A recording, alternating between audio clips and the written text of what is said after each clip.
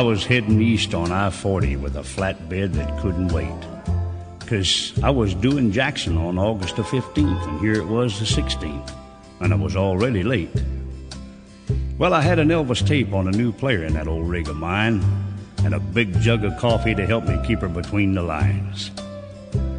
Well, I crossed the Great Divide about midnight, and it was cool, and she was running good.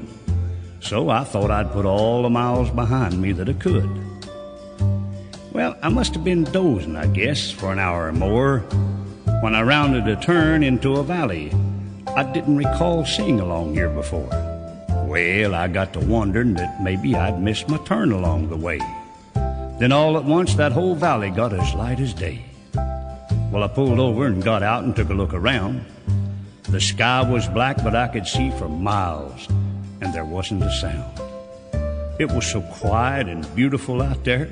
Well, it was like a dream. There were beautiful trees and mountains and even a little stream.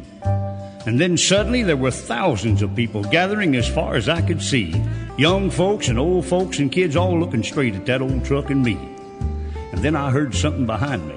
I turned around and, oh, what a sight to behold. There was Elvis Presley on my old flatbed, and it was solid gold. He stood there in a blaze of light against the black sky. He was smiling and waving, but with a soft contentment in his eyes. Oh, you should have seen that diamond-studded guitar and that pure white suit he wore. And then he started singing. Lord, it was like I'd never heard him sing before. And I was so scared I couldn't move. I don't know how long I just stood there, but Elvis sang every song he'd ever done. And music just seemed to come from everywhere. And then, one by one, angels appeared, and they came and sat around him. They began to sing along, and they placed a halo of light above him. Oh, there was a concert like I'd never seen before. And then it was over, and he was gone, just like you'd close a door. It got so dark I couldn't see, and for hours I just stumbled around. And finally I decided I'd wait till morning, and I sat down on the ground.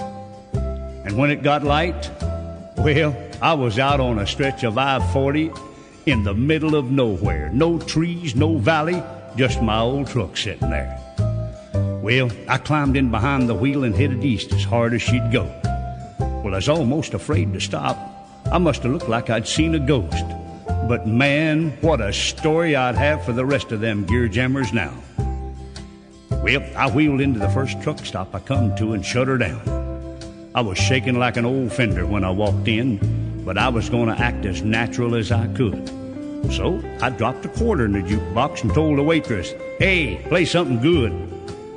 Well, I sat down and ordered a cup, thanked the waitress, and tipped her a dime.